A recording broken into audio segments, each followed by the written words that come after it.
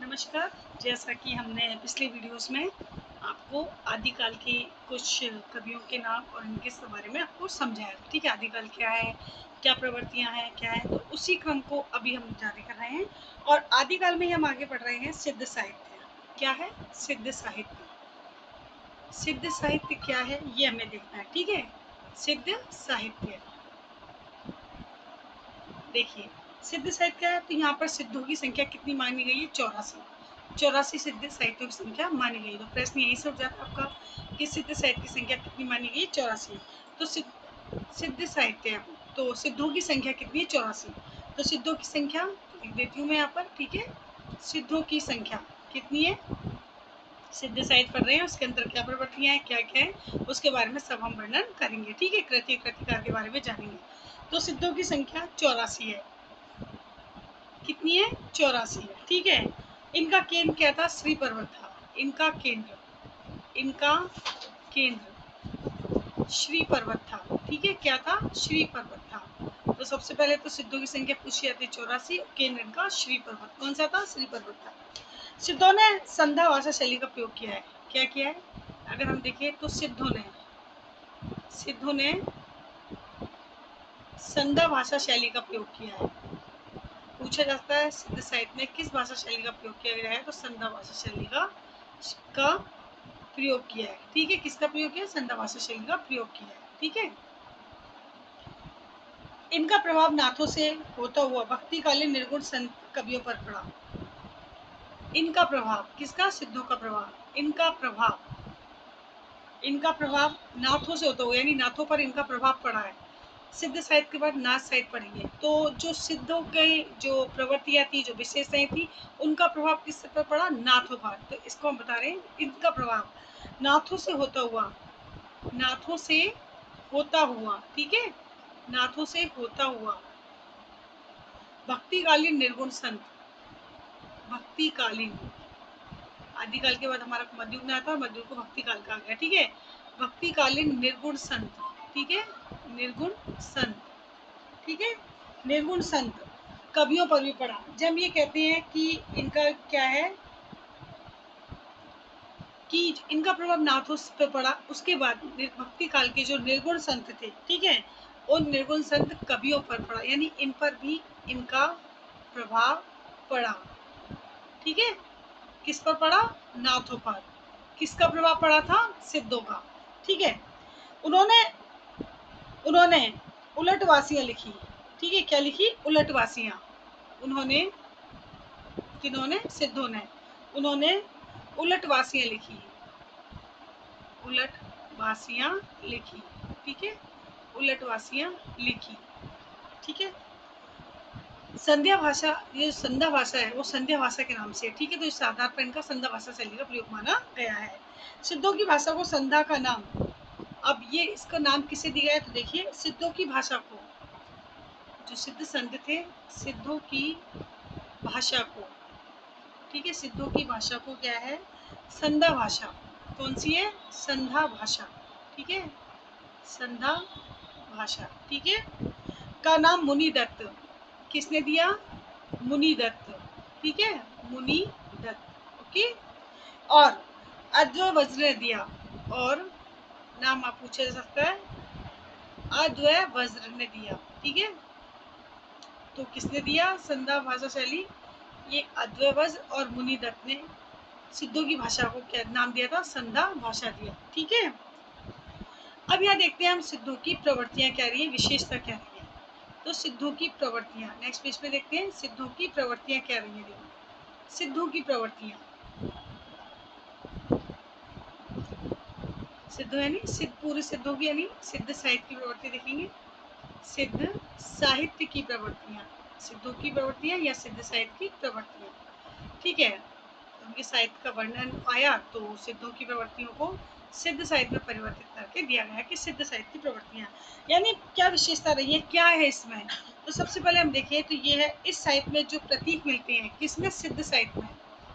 इस साहित्य में, किस साहित्य में? सिद्ध साहित्य में। इस साहित्य में जो प्रतीक मिलते हैं, ठीक है, जो प्रतीक मिलते हैं, ठीक है, वे पंचमाकारों पंचकारों वे पंचकारों पंचकार कौन से माने गए हैं? देखिए माध्य, ठीक है, आप पंचमाकार, मध्य, मास, ठीक है, मत्स्य, मुद्रा, मैथुन, ठीक है, ये क्या माने गए? पंचमाकार, ठीक है, पंचमाकार से संबंधित है। जो प्रतीक मिले हैं वो इन पांचों से संबंधित है, से संबंधित है, ठीक है, क्या है? संबंधित है। ये क्या है? पंचमाकार के जो साहित्य मिले हैं वो किससे हैं? वो हमारे हैं पंचमाकार और साहित्य से संबंधित है, ठीक है, किससे हैं? पंचमाकार साहित्य से संबंधित है, ठीक। अब इन्हें क्या कहा गया है? इन्हें देखो, एक मिनट थोड़ा सा,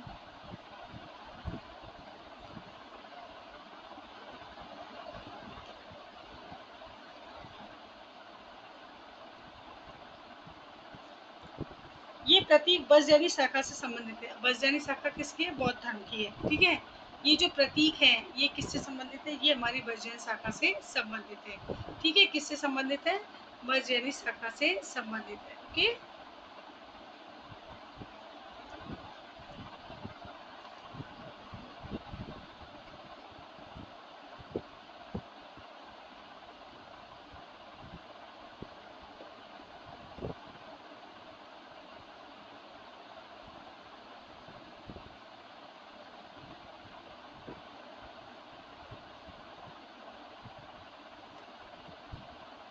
ठीक है, वज्र शाखा से। तो ये क्या है? ये क्या है? ये जो हम आपको सिद्ध साहित्य की पढ़ते बता रहे हैं, तो ये जो प्रतीक माने गए थे पंचमाक्षरों के, जैसे हमने कहा था आपको, मध्य, मास, मत्स्य, मुद्रा, मैथुन, तो ये सभी क्या है? ये प्रतीक वज्र यानी शाखा। और वज्र यानी शाखा क्या है? बौद्ध शाखा से संबंधित है, ठीक है, शाखा से संबंधित है, ठीक है, शाखा से संबंधित है, ठीक है, ठीक है। वज्रयानी शाखा किसकी है? बौद्ध धर्म की है, किसकी है? बौद्ध धर्म की। तो ये किससे संबंधित है? बौद्ध धर्म से भी संबंधित माना गया है। कौन सा माना गया है? सिद्ध साहित्य में जो है, और जो पंचमाकार बताए गए बौद्ध धर्म से संबंधित माना गया है, ठीक है। इसमें शून्य की साधना का उल्लेख मिलता है, किसमें? सिद्ध साहित्य में। तो हम देख लेते हैं इसमें, इसमें क्या है? शून्य की, इसमें शून्य की साधना का उल्लेख मिलता है। क्या मिलता है? शून्य की साधना का उल्लेख मिलता है, ठीक है, ठीक है। सिद्ध साहित्य में शून्य को प्रज्ञा सत्य माना गया है। सिद्ध साहित्य में जो हम पढ़ रहे हैं उसके अंतर्गत किसकी अवधारणा मिली है? शून्य की। अब इसी बात को आगे बढ़ कहते हैं कि सिद्ध साहित्य में, ठीक है, सिद्ध साहित्य में शून्य को प्रज्ञा सत्य माना गया है। शून्य को, शून्य को प्रज्ञा, प्रज्ञा क्या है? बुद्धि का, प्रज्ञा सत्य माना गया है। तो बौद्ध साहित्य शून्य की साधना को लिखा मिलता है, सिद्ध साहित्य में मिलता है, ठीक है, सत्य माना गया है। इस साहित्य में शून्य का वर्णन, इस साहित्य में,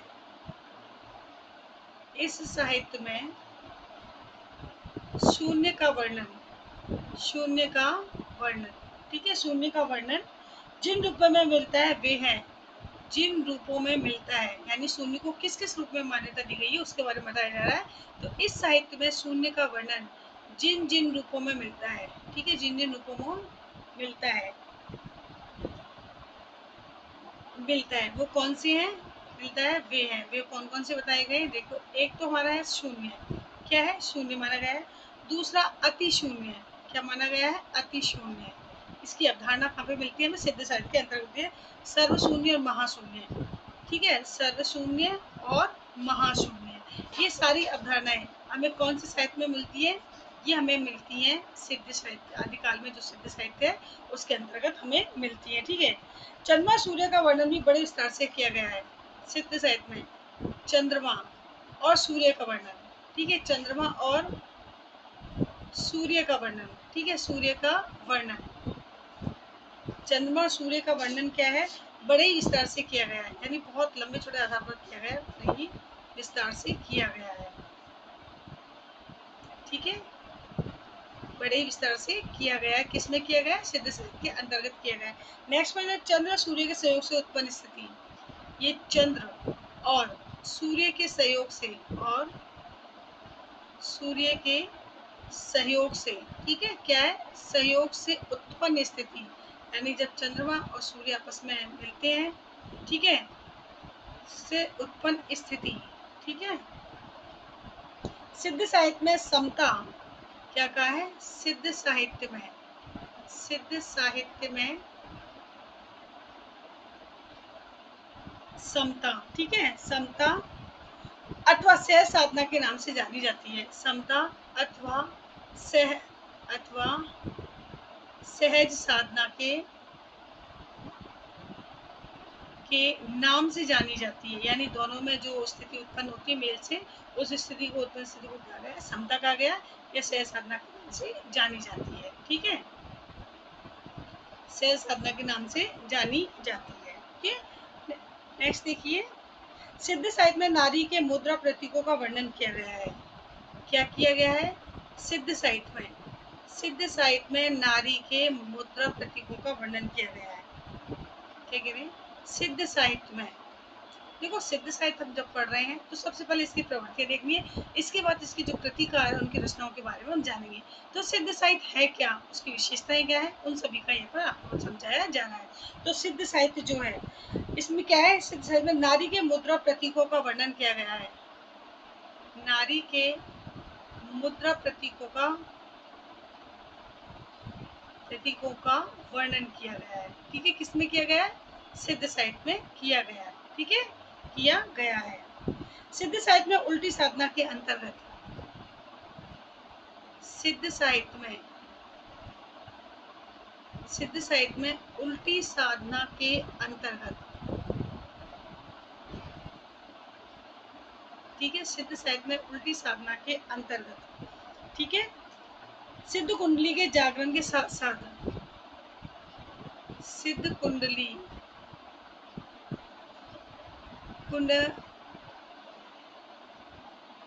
कुंडलिनी के जागरण के साथ, कुंडली के जागरण के साथ साथ,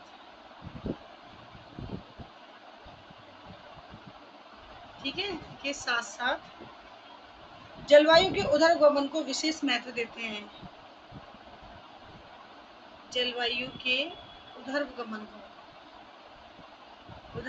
को विशेष महत्व देते हैं। कुंडली जागरण एक योग स्थिति होती है जिसमें नाड़ी के विशेष वर्णन किया गया है। तो यहाँ कुंडली जागरण के साथ साथ क्या किया गया है? सिद्ध साहित्य में उर्ध्वगमन को विशेष महत्व दिया गया है, ठीक है, महत्व देते थे। ये क्या थी? ये सारी इसकी विशेषताएं हैं। किसकी है? सिद्ध साहित्य की। सिद्ध साहित्य क्या है, क्या बताया गया है, क्या इसकी विशेषता है, किस तरह से इसका वर्णन है, वो सारा हमारा इसके अंतर्गत आ जाता है, ठीक है। सिद्धों ने अपने साहित्य के माध्यम से सामाजिक कुरीतियों का खंडन किया है। सिद्धों ने अपने साहित्य के माध्यम से, ठीक है, देखो साहित्य सृजन में क्या होता है, कहीं ना कहीं जो कुरीतियां हैं, जो परंपरा को तोड़ने का प्रयास किया जाता है। तो इसी को क्रम को उन्होंने आगे बढ़ते हुए क्या कहा है कि सिद्धों ने अपने साहित्य में क्या किया है? सामाजिक कुरीतियों का खंडन किया है। साहित्य के माध्यम से, ठीक है, साहित्य के माध्यम से या साहित्य में क्या किया है? सामाजिक कुरीतियों का खंडन किया है। सामाजिक कुरीतियों का, रीति कौन सी? जो बुरी है, ठीक है, तो ऐसी बुरी रीतियों का खंडन किया है, ठीक है। सिद्ध साहित्य में गुरु के प्रति अटूट श्रद्धा भाव व्यक्त किया गया है। सिद्ध साहित्य में गुरुओं के प्रति, ठीक है, गुरुओं के प्रति क्या किया गया है? अटूट श्रद्धा भाव व्यक्त किया गया है। अटूट श्रद्धा भाव क्या किया गया है? व्यक्त किया गया है, ठीक है, व्यक्त किया गया है। नेक्स्ट देखिए, इसमें योग साधना व काम साधना पर विशेष बल दिया। योग साधना से कुंडली जागरण की बात ऊपर कर ही रहे हैं मैं, तो इसमें योग साधना, ठीक है, इसमें योग साधना, ठीक है, इसमें योग साधना और काम साधना पर विशेष बल दिया गया है। ठीक है, योग साधना और काम साधना पर विशेष बल दिया गया है। ठीक है, विशेष बल दिया गया है। ठीक है, सिद्धों में अगर हम बात करें कृतिकारों की, तो देखिए सिद्धों में जो सबसे है सरपा सरपा सरहपा, पहले है सरपा, दूसरे सबरपा। कौन सी है? सबरपा, सरपा, सबरपा, लुईपा, क्या है? लुईपा, डोम्बीपा, क्या है? डोम्बीपा। ठीक है, कणप्पा, ये क्या है? ये कृतिकार है और ये सबसे प्रमुख माने गए हैं। ठीक है, प्रमुख हैं। कौन कौन से? अगर हम सरप्पा, सबरपा, लुईपा, डोम्बीपा, वणपा, इस सिद्ध साहित्य के प्रमुख कृतिकार माने गए हैं। ठीक है, अब सबसे पहले हम देखते हैं सरप्पा कौन है और किस क्या इसके द्वारा रचना की गई है। तो सिद्ध साहित्य में सबसे महत्वपूर्ण नाम किसका आता है? सरप्पा का आता है और इससे प्रश्न बनता ही बनता है सरप्पा। सरप्पा कौन थे? देखो, सरप्पा क्या है? प्रथम सिद्ध सरप्पा को हिंदी का प्रथम कवि भी माना जाता है। सबसे पहले सिद्ध जो रहे हैं कवि, वो सरप्पा ही है। तो क्या कहा गया है कि प्रथम सिद्ध सरप्पा को, प्रथम सिद्ध सरहप्पा को, क्या है? सरहप्पा को हिंदी का प्रथम कवि भी माना जाता है। हिंदी का अगर प्रथम कवि की बात आती है, हिंदी का प्रथम कवि, तो वो नाम होता है सरहप्पा का। कवि, हिंदी का प्रथम कवि भी क्या है? माना जाता है। और ये प्रथम कवि किसने माना है? राहुल सांकृत्य ने। आपको याद रखना है, हिंदी का प्रथम कवि माने गए हैं कौन है? सरप्पा हिंदी साहित्य के। तो ये सिद्ध साहित्य की प्रथम कवि है और हिंदी साहित्य कवि अगर पूछा जाता है कौन है, तो वो सरप्पा है। और किसके द्वारा? सर्वमान्य मत है, लेकिन ये मत किसने दिया है? राहुल सांकृत्य के द्वारा दिया गया। ठीक है, सरप्पा को सरोज वज्र, अब इनको किस नाम से जानता है? सरहप्पा को, सरहप्पा को सरोज वज्र। ठीक है, सरोज वज्र। राहुल भद्र, क्या है? राहुल भद्र। ठीक है, राहुल भद्र आदि नामों से जाना जाता है। आदि नामों से भी क्या है? जाना जाता है। तो पहली बात तो सबसे इम्पोर्टेंट बात है वो है सरप्पा क्या है? सिद्ध साहित्य जो उसके प्रथम कवि है, साथ ही हिंदी के प्रथम कवि माने गए, जिसको राहुल साकृत्य ने नाम दिया है। ठीक है, तो हम लिख देते हैं राहुल साकृत्य के द्वारा बताया गया है कि सरप्पा जो है हिंदी साहित्य के प्रथम कवि है। ठीक है, नेक्स्ट देखिए, इसमें डॉक्टर बी भट्टाचार्य ने बांग्ला भाषा का प्रथम कवि माना है। डॉक्टर, ठीक है, डॉक्टर बी भट्टाचार्य ने, डॉक्टर बी भट्टाचार्य ने इन्हें हिंदी का प्रथम कवि तो राहुल चक्रवर्ती जी मानते हैं और भट्टाचार्य क्या कहते हैं? बांग्ला भाषा का प्रथम कवि माना है। बांग्ला भाषा का क्या माना है? प्रथम कवि माना है। तो बांग्ला भाषा का प्रथम कवि किसने माना और किसके द्वारा माना गया है, तो वो आपको देखना है। ठीक है, प्रथम कवि माना है। ठीक है, नेक्स्ट देखिए, इसमें इनके 32 ग्रंथ बताए जाते हैं। किसके? सरप्पा के। इनके 32 ग्रंथ बताए जाते हैं, मूल रूप से 32 बताए जाते हैं। ठीक है, बताए जाते हैं, जिनमें दोहा कोश जो है प्रसिद्ध है। ये दोहा कोश जो है, जिनमें दोहा कोश इनका ग्रंथ है। ध्यान रखना है, दोहा कोश किसका है? सरप्पा का है।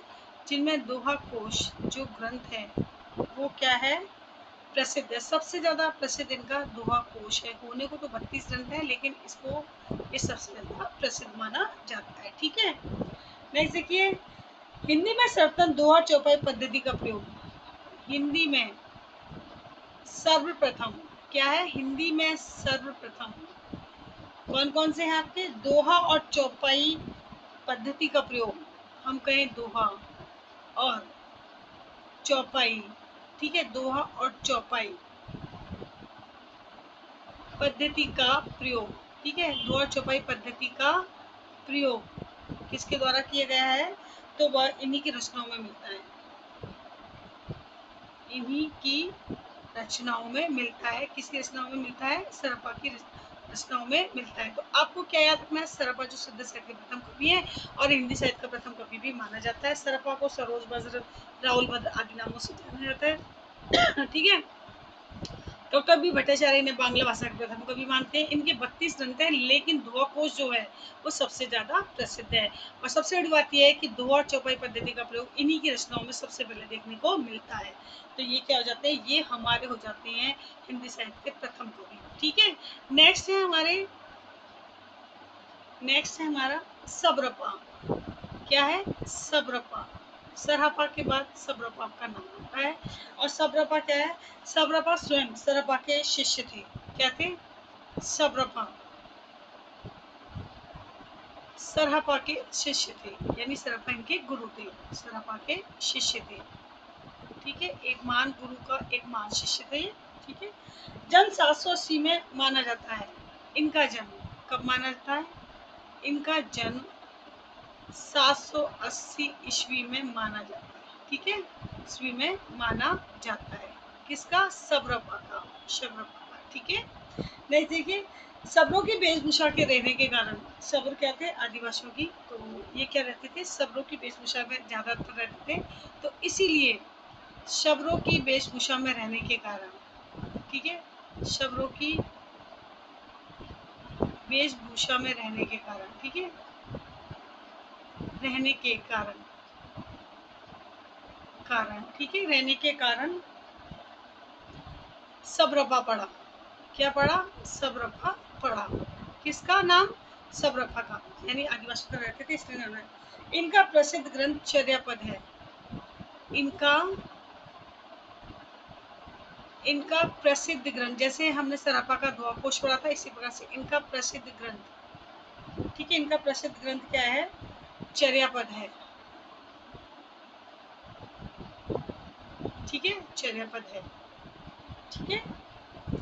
चर्यापद एक प्रकार का गीत। अब पूछा जाता है कि चर्यापद क्या है, तो चर्यापद जो है एक प्रकार का,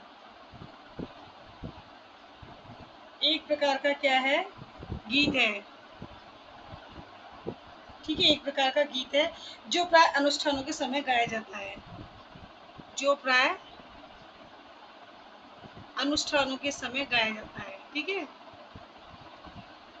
के समय गाया जाता है। अब कई गीत होते हैं ना जो शादी ब्याह में अनुष्ठान जो होते हैं उसमें गाए जाते हैं, तो चर्यापद भी गीत कैसा है, जो कोई अनुष्ठान होता है उस समय गाया जाता है। तो चर्यापद किसकी रचना, सब्रपा की। और ये सब्रपा की रचना है। चर्यापद क्या है, चर्यापद क्या है, एक प्रकार का अनुष्ठान गीत है जो अनुष्ठान के समय पर गाया जाता है, इसको हम ऐसे कह सकते हैं। ठीक है ना। चर्यापद संध्या भाषा शैली के दृष्टिकूट में लिखी गई है। ये जो चर्यापद है, ये क्या है, चर्यापद क्या है, संध्या भाषा शैली के, जैसे कि हमने कहा सिद्धों की भाषा शैली संध्या है, तो आपको ध्यान रखनी है संध्या भाषा शैली के। ठीक है, संध्या भाषा शैली के,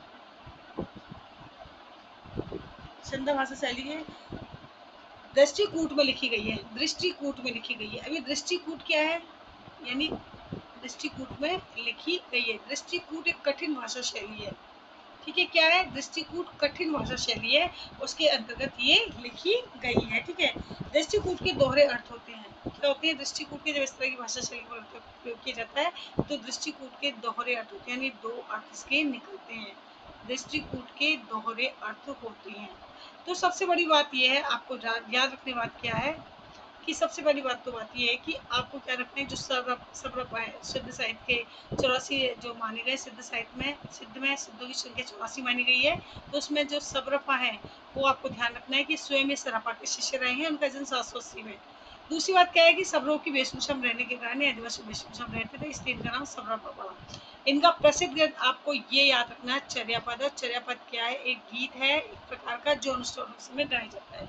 और सबसे बड़ी बात क्या है, चर्यापद किसमें लिखा गया है, संध्या भाषा शैली में लिखा है, जो सिद्धों की भाषा शैली मानी गई है। उसके अंतर्गत ही दृष्टिकूट में लिखा गया है, यानी कठिन भाषा शैली में लिखा गया है। किसमें लिखा गया है, अगर हम कहें तो किसमें, कठिन भाषा शैली में। ठीक है, कठिन भाषा शैली में इसको लिखा गया है। और जो दृष्टिकूट है इसके क्या है, दोहरे अर्थ होते हैं। कितने होते हैं इसके दोहरे अर्थ होते हैं। ठीक है, तो आपको जिस प्रकार से हमने सरपा समझा है, इसी प्रकार आपको क्या रखना है, सरप, ये आपको याद रखना है। ठीक है, सरप। अब देखिए नेक्स्ट है हमारे सिद्ध साहित्य में लुईपा। कौन सी है, लुईपा। लुईपा क्या है? देखिए लुईपा का जन्म जो है 773 ईस्वी में हुआ। लुईपा का जन्म कब हुआ? 773 ईस्वी में। ठीक है 773 ईस्वी में। ठीक है, लेकिन ये क्या थे? ये स्वयं भी सब्रपा के शिष्य थे। सब्रपा के शिष्य थे। देखो आप, अभी हमने सबसे पहले सरपा पढ़ा, ठीक है, सरपा के शिष्य शबरपा, सब्रपा के शिष्य लुईपा। एक क्रम आ रहा है। जो प्रमुख कृतिकार माने गए हैं, कवि माने गए हैं सिद्धों में, वो देखिए आप, इस तरह से इनके नाम आ रहे हैं। ये स्वयं के क्या थे? ये आपके सरपा के, ये लुईपा जो थे सब्रपा के शिष्य थे। ठीक है, सिद्धों में लुईपा का सबसे ऊंचा स्थान माना जाता है।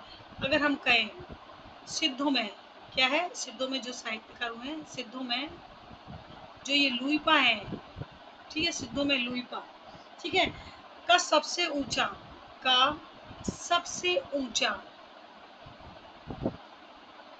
यानी सम्मानजनक, ठीक है, सम्मानजनक स्थान माना जाता है। क्या माना जाता है? स्थान माना जाता है। किसका? लुईपा का। ठीक है, तो पहले सरपा, दूसरा सब्रपा, तीसरा लुईपा। नेक्स्ट है हमारे डोम्बिपा। कौन से हैं? डोम्बिपा। डोम्बिपा, अब देखिए डोम्बिपा। डोम्बिपा इनका जन्म 840 ईस्वी में हुआ। डोम्बिपा का जन्म कब हुआ है? 840 ईस्वी में। ठीक है, इनका जन्म 733 ईस्वी में था, इनका जन्म 840 ईस्वी में है। और ये विरूपा के शिष्य थे। किसके शिष्य थे? ये विरूपा के शिष्य थे। विरूपा के शिष्य थे। ध्यान रखना आपको, सबसे इम्पोर्टेंट है कि विरूपा के शिष्य कौन थे? डोम्बिपा, यानी डोम्बिपा के गुरुओं का नाम क्या है? विरूपा। तो आपको इन दोनों ही बातों को याद रखना, विरूपा। ठीक है, इम्पोर्टेंट है, ध्यान रखना इस बात का। ठीक है, ये शिष्य थे। इनके किस ग्रंथ बताए जाते हैं? किसके? डोम्बिपा के। जैसे सरप्पा के 32 ग्रंथ थे, तो डोम्बिपा के इनके 21 ग्रंथ माने जाते हैं। कितने माने थे? 21 ग्रंथ माने जाते हैं। ठीक है, माने जाते हैं। ठीक है, जिनमें डोम्बी गीतिका, इसमें अगर हम 21 देते हैं तो जिनमें जो प्रमुख है उसके बारे में बता रहे हैं। जिनमें डोम्बी गीतिका क्या है? डोम्बी गीतिका, ठीक है, डोम्बी गीतिका, ठीक है, डोम्बी गीतिका, योगचर्या, इनके प्रमुख ग्रंथों के बारे में बता रहे हैं। योगचर्या, ठीक है। नेक्स्ट देखें हम, अक्षर द्विकोश प्रसिद्ध है। अक्षर द्विकोश, ठीक है, अक्षर द्विकोश देश, ये जो ग्रंथ है इनका प्रसिद्ध है। किनका है? डोम्बिपा का। ठीक है, तो डोम्बिपा विरूपा के शिष्य थे। इनके 21 ग्रंथ माने गए हैं। और अगर हम देखें तो इसमें इनका डोम्बी गीतिका, योगाचार्य, अक्षर द्वितीय, अक्षर द्वितीय कोश क्या है? अक्षर द्विकोश देश प्रसिद्ध माना गया है। नेक्स्ट है हमारा कण्हपा। कौन सा है? कण्हपा। देखिए कण्हपा,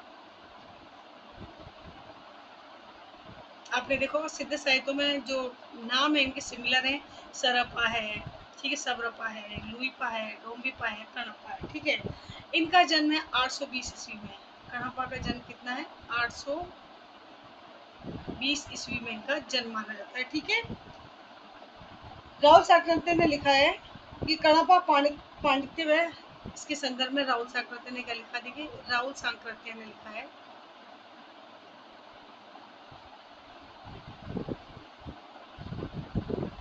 क्या लिखा है कि कण्हपा पांडित्य है। ये जो कण्हपा है, पांडित्य यानी बहुत ही बुद्धिमान, पांडित्य व कवित्व में बेजोड़ थे। कवित्व में बेजोड़ थे। किसने कहा है? राहुल साकृत्य ने। किसके लिए कहा है? ये कहा है कण्हपा के लिए, जिनका जन्म उसमें हुआ था। ठीक है, और ये जलधनरप्पा के शिष्य थे। किसके थे? जनरप्पा के शिष्य माने गए हैं। कौन? कण्हपा। ठीक है, नेक्स्ट देखिए, तो ये क्या है? ये हमारे प्रमुख सिद्ध साहित्यकारों के नाम आपके सामने है। ठीक है, दोहा कोश का संपादन किसका था? दोहा कोश, जो कि किसके द्वारा लिखा गया? याद करिए, दोहा कोश किसकी रचना है? सरप्पा की रचना है। ठीक है, अब इसके संदर्भ में कुछ बातें जो मैं आपको बता रही हूँ।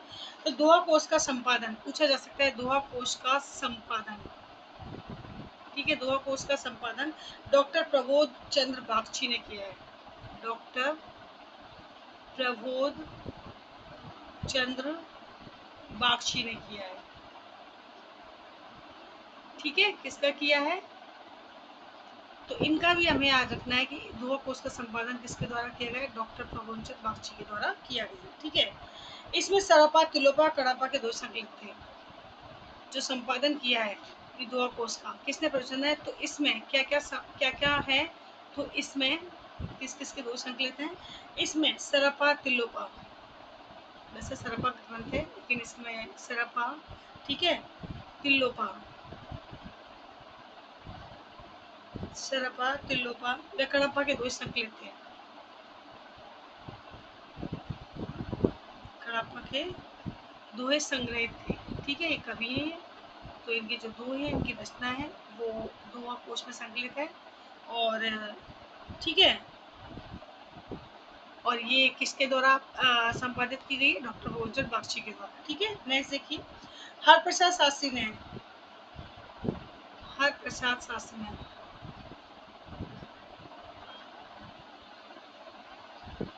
हरप्रसाद शास्त्री ने सिद्धों की रचनाओं का संग्रह, सिद्धों की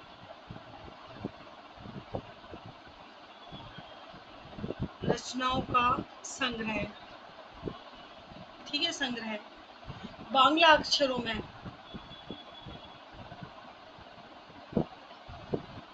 बांग्ला अक्षरों में, ठीक है, बांग्ला अक्षरों में बौद्धगान और दुआ के नाम से निकाला था। बौद्ध बौद्धगान बौद्धगान और दुआ किसने निकाला था? हरप्रसाद शास्त्री ने, ठीक है, के नाम से निकाला था, ठीक है। तो ये क्या था? ये हरप्रसाद शास्त्री ने सिद्धों की जो रचना है उनका संग्रह बांग्ला अक्षरों में क्या किस नाम से निकाला है? बौद्धगान और दुआ के नाम से निकाला है, ठीक है। तो ये होता है हमारा आदिकाल में जो हमारे सिद्ध साहित्य उनके बारे में। तो सिद्धों में हमने आपको सबसे ज़्यादा ये होता है कि कौन कौन थे, तो उसमें मैंने आपको बताया कि हमारे सरपा है, कड़प्पा है, लोहीपा है, डोमिपा है। और इनकी रचनाओं की वैसे संख्या इनकी 84 मानी गई है, ठीक है ना। लेकिन इनमें जो प्रमुख प्रमुख थे हमने उनके बारे में बताया, उनकी रचनाओं के बारे में आपको बताया, ठीक है। और सिद्धांत किससे प्रभावित रहा था? सिद्धांत वज्रयान से भी संबंधित रहा है, तो बौद्ध धर्म से भी ये संबंधित रहा है, प्रभावित रहा है। तो ये था हमारा सिद्ध साहित्य, ठीक है। क्या था? ये सिद्ध साहित्य। सिद्ध साहित्य के बाद हम पढ़ेंगे हमारा नाथ साहित्य, ठीक है। क्या पढ़ेंगे हम? नाथ साहित्य। तो नाथ साहित्य को हम नेक्स्ट वीडियो में पढ़ेंगे, ओके। तो ये है हमारा सिद्ध साहित्य, ओके। आई होप आपको समझ में आ गया, ओके।